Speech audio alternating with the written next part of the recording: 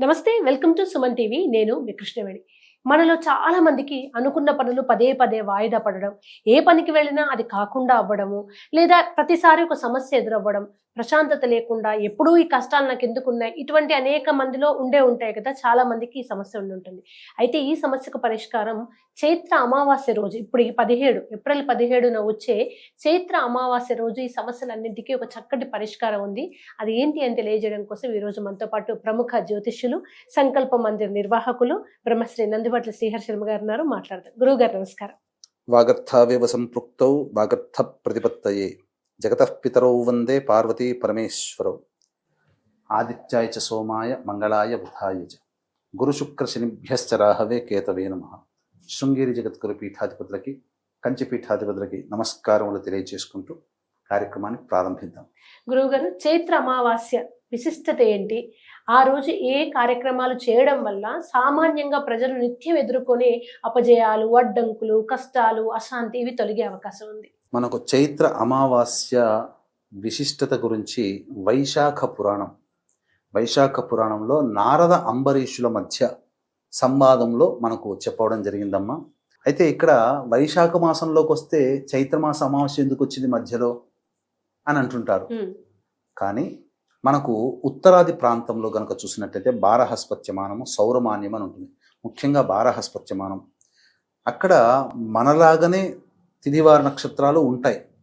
కానీ మనమేమో అమావాస్య వెళ్ళిన మరుసటి రోజు నుంచి మొదలుకొని మళ్ళీ వచ్చే అమావాస్య వరకు ఒక నెలగా భావిస్తే, వాళ్ళు పౌర్ణమి వెళ్ళిన మరుసటి రోజు నుంచి మళ్ళీ వచ్చే పౌర్ణమి వరకు ఒక నెలగా భావిస్తారు.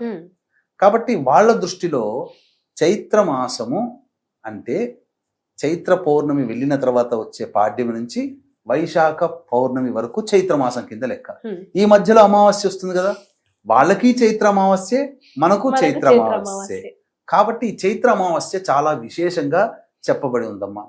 అంటే ఇందులో ఏంటి అంటే పితృదేవతల యొక్క అనుగ్రహాన్ని పొందే ప్రయత్నం చేయమని. ఇందులో మనకు ఉన్న 12 నెలల్లోకెల్లా ఈ మాసంలో పితృదేవత అనుగ్రహం కోసం మానవుడు గనక ప్రయత్నం చేస్తే ఖచ్చితంగా ఆ దేవతల యొక్క అనుగ్రహం వలన అనుకున్న పనులన్నీ కూడా సజావుగా సాగిపోతుంది. ఇప్పుడు గనక సమాజంలో చూస్తే అన్నీ కూడాను కుటుంబంలో ప్రశాంతత లేని జీవితాన్ని పొందుతున్నారు.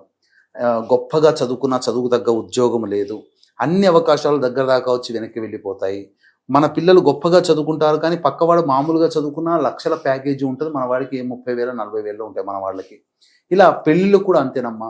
కొంతమందికి ఇట్టే చూస్తే పెళ్ళి అయిపోతే అసలు ఏం బాగుండదు అమ్మాయి, ఏం బాగుండడు అబ్బాయి, కానీ పెళ్ళి అయిపోయింది. మన వాళ్ళు పిల్లలు, అబ్బాయిలు అమ్మాయిలు చాలా అందంగా ఉంటారు, కానీ పెళ్ళిళ్ళు కావు. ఏంటి సమస్య?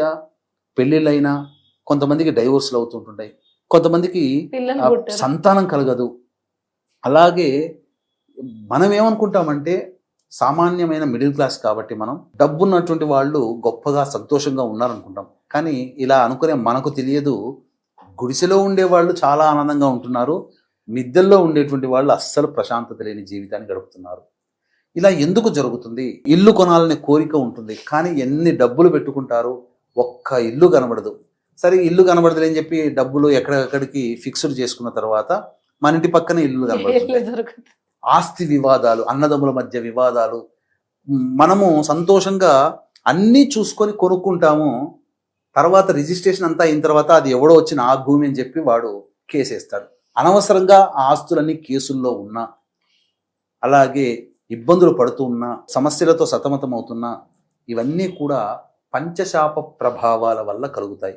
దీనికి నివారణ మార్గము మనకు చైత్రమాస అమావాస్య రోజున చెప్పబడి ఉంది. అంటే దీనికి ఒక గాథ కూడా తెలియచేస్తానమ్మా.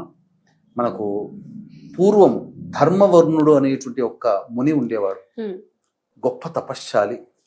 ఇప్పుడు మనకున్నట్టుగా సమయం దొరికితే ఏ బ్యాంకాక్ వెళ్ళిపోయి, లేదా ఏ యొక్క ఇండోనేషియాకి వెళ్ళిపోయి, అమెరికా వెళ్ళిపోయి షాపింగ్లో సినిమా అట్లా చూసి ఎంజాయ్ చేసి వస్తాం కదా. ఆ కాలంలో మునీశ్వరులు గొప్ప తపశక్తి సంబంధం వేరే లోకాలకు వెళ్ళారు.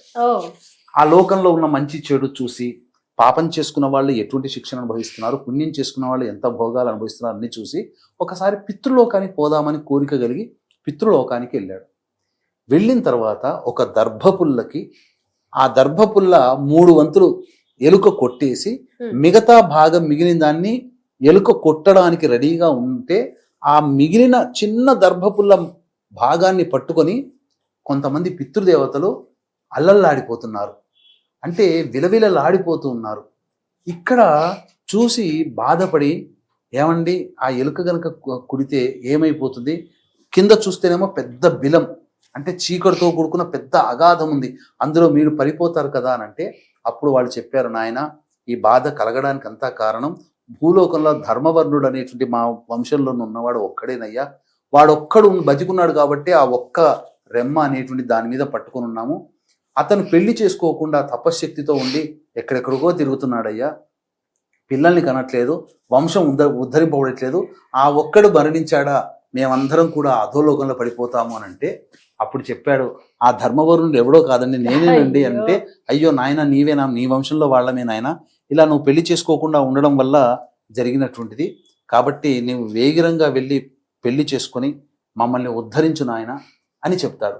అంతటా ఆ విధంగా ఇంటి భూలోకానికి వచ్చి చైత్రమాస అమావాస్య రోజున పితృదేవతలు ఏం చెప్పారంటే, సాక్షాత్తు పితృదేవతలే చెప్పారమ్మా, చైత్రమాస అమావాస్య రోజున రవి మేషరాశి యందు ఉండగా వచ్చిన అమావాస్య రోజున ఎవరైతే ఈ యొక్క పంచశాపాలు, స్త్రీ శాపము, గురుశాపము, సర్పశాపము, దైవశాపము, పితృశాపము, ఈ 5 శాపాలతో బాధపడుతూ ఉంటుంటారో అటువంటి వాళ్ళు ఈ రోజున ఆ శాప నివృత్తి గనక చేసుకుంటే పితృదేవతలకి స్వర్గ ప్రాప్తి కలుగుతుంది. పిండ ప్రదానం చేసిన, అలాగే ఉదక కుంభ దానము చేసిన, గయ్యలో 1,000,000 రెట్ల శ్రాద్ధము చేస్తే ఎంత ఫలితము 1,000,000 సార్లు, ఇక్కడ ఒక్కసారి ఎంత ఫలితం కలుగుతుందని చెప్పగానే భూలోకానికి వచ్చి ఆ విధంగా చక్కగా వివాహం చేసుకొని సంతానాన్ని కని ఆ పితృదేవతని ఉద్ధరించి వాళ్ళకి స్వర్గలోకానికి ఇచ్చాడు.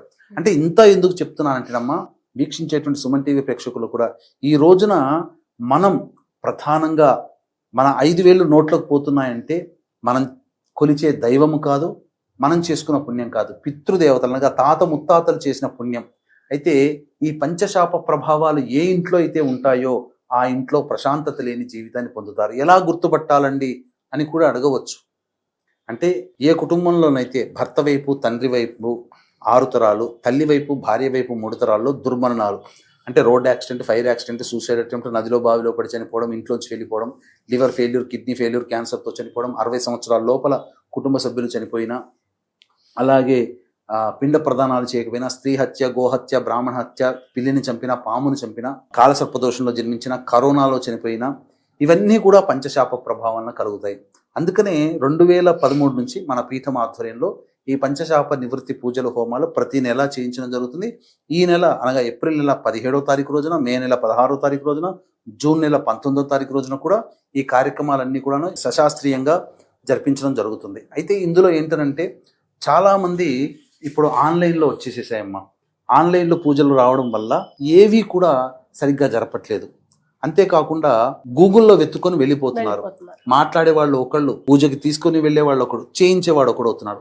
చేయించేవాడికి ఏంటంటే టార్గెట్ ఉంటుంది, రోజుకి ఇన్ని పూజలు చేస్తే ఇన్ని డబ్బులు వస్తాయని. అందుకని తూతూ మంత్రంగా, పురాణోక్తంగా, బ్రాహ్మణులకైతే శాస్త్రీయంగా, బ్రాహ్మణులు కాని వాళ్ళకి పురాణోక్తంగా, తంత్రయుక్తంగా చేసి పంపిస్తున్నారు. అందువల్ల వీళ్ళకి తెలియదు. అందుకనే ఒక గురుస్థానంలో ఉండి దగ్గరుండి చేయి పట్టుకొని 2013 నుంచి వేల మందికి ఈ యొక్క పంచశాప నివృత్తి పూజలు, హోమాలు అనేటువంటి చేయించడం జరుగుతుంది. కాబట్టి 15వ తారీఖు లోపల రాదలిచిన వాళ్ళు ఈ కార్యక్రమంలో పాల్గొనవచ్చు. అయితే ఇంకా ఎలాంటి సందర్భంగా ఈ పంచశాపాలు మనం కనుక్కోవచ్చు అని అంటే, మందులకి నయం కాని రోగాలతో బాధపడుతున్నా, తరచూ ప్రయోగ బాధలు కలుగుతున్నా, అలాగే ఆడపిల్లలే సంతానం, ఇక్కడ ఆడపిల్లను తక్కువ చేసినట్టు కాదమ్మా, కేవలం ఆడపిల్లలే ఉంటే వంశం అక్కడితో ఆగిపోతుంది. ముందుకు వెళితే ఉండాలంటే కొడుకు ఉండాలి. అలాగే ఇంటర్ కాస్ట్ రిలీజియన్ మ్యారేజ్లు జరిగిన, శారీరక మానసిక లోపాలతో పిల్లలు జన్మించిన, మద్యం మత్తు పదార్థాలు వంటి వాటికి కుటుంబ సభ్యులు బానిసైన, కారాగార వాసమైన, ఇంట్లో తరచూ జిల్ల పురుగులు, బొద్దింకల బెడద ఎక్కువగా ఉన్న, గోడలకి క్రాక్స్ వచ్చిన, అలాగే నల్లాలు కొత్తవి ఎన్ని మార్చినా వారం బాగుంటే తర్వాత బొట్టుబొట్టుగా నీరు కారుతున్నా, చనిపోయిన పెద్దవాళ్ళు తరచూ కళ్ళలో కనిపిస్తున్నా, పాములు తరచూ కళ్ళలో కనిపిస్తున్నా, అలాగే ఎన్ని పూజలు చేసినా దేవుడు కరుణించలేదు అని చెప్పి బాధపడుతూ ఉంటారు కొంతమంది. మా కోరిక నెరవేరడం కోసం తిరగని చెట్టంటూ లేదు, పుట్టంటూ లేదు, దైవం అంటూ లేదు అని చెప్పి బాధపడుతూ ఉంటుంటారు అలాంటి కుటుంబాలలో. అలాగే చాలామంది బాగా డబ్బులు సంపాదించి ఒక అనాలోచిత నిర్ణయం తీసుకొని ఎవరికైనా డబ్బులు ఇచ్చినా, పెట్టుబడులు పెట్టినా నష్టపోతారు. ఏ జన్మలో ఏం పాపం చేసామో నరకయాతన అనుభవిస్తున్నామని తరచూ అనుకుంటూ ఉన్నా, వివాహం అయినా కొన్ని కుటుంబం వాళ్ళతో పాటు వివాహం అవుతాయి, కొన్ని కుటుంబాలు చాలా పైకి వస్తాయి, కొన్ని కుటుంబాలు అక్కడే ఉంటాయి. కాబట్టి ఎదుగుబొదుగు లేని కుటుంబాలలో ఏళ్లు గడుస్తున్నా 30-40 సంవత్సరాలైనా ఒకే జీవనం, పెద్దగా మార్పు ఉండదు. అటువంటి కుటుంబాలలో ఖచ్చితముగా ఈ పంచశాప ప్రభావాలు ఉంటాయి. ఈ పంచశాప ప్రభావాలు ఉండడం వల్ల మారుబలిని కోరుకుంటుంది. ఎన్టీఆర్ కుటుంబం చూసుకున్నా, బిచ్చగాడు హీరో విజయ్ యాంటోనీ కుటుంబం చూసుకున్నా, అలాగే ఉదయ్ కిరణ్ హీరో కుటుంబం చూసుకున్నా ఎక్కువ దుర్మరణాలు వాళ్ళ కుటుంబంలో ఉన్నాయి. అవి మారుబలిని కోరుకుంటాయి. ఇప్పుడు వైష్ణవి హత్య కేసు అది చూసుకున్నా, ఆమెకు ముందు వాళ్ళ మామగారు హత్య గావించబడ్డారు, అందుకనే మారుబలి వైష్ణవి పోయింది. ఇలా ఒకదానికి ఒకటి లింక్ ఉంటుంది. ఇది శాస్త్రాన్ని అర్థం చేసుకోగలిగే వాళ్ళకి మాత్రమే తెలుస్తుంది తప్ప ఊరికే మాట్లాడే వాళ్ళకి కాదు. అందుకనే దీన్ని దృష్టిలో పెట్టుకునే ప్రేక్షకులు మీ యొక్క కుటుంబంలో మంచి జరగాలన్నా, ప్రశాంతత కలిగిన జీవితం, ఒక దిక్సూచి. ఇప్పటి వరకు ఎన్ని ప్రయత్నాలు ఏదో ఒక ప్రయత్నం చేసినా సక్సెస్ కాలేదు. ఇక సక్సెస్ కావాలి అనుకున్న వాళ్ళు ఖచ్చితంగా ఈ పంచశాప నివృత్తి అనేటువంటిది జరిపించుకోవాల్సిందేనమ్మా. పైగా చైత్ర అమావాస్యకి విశేషం ఏంటంటే రవి మేషరాశిలో ఉంటాడు. వైశాఖ అమావాస్యకి రవి వృషభ రాశిలోకి వచ్చేసేస్తాడు. మళ్ళీ మేషరాశిలోకి రవి ఉండగా అమావాస్య రావాలంటే మళ్ళీ ఇంకొక సంవత్సరం వేచి చూడాలి. కాబట్టి ఇవన్నీ కాకుండా చక్కగా జరిగేటువంటి కార్యక్రమంలో తప్పకుండా పాల్గొనడం ద్వారా మంచి జరుగుతుంది. ఒకవేళ రాలేని వాళ్ళ కోసం బ్రాహ్మణుని కర్తగా పెట్టి చేయించడం జరుగుతుంది.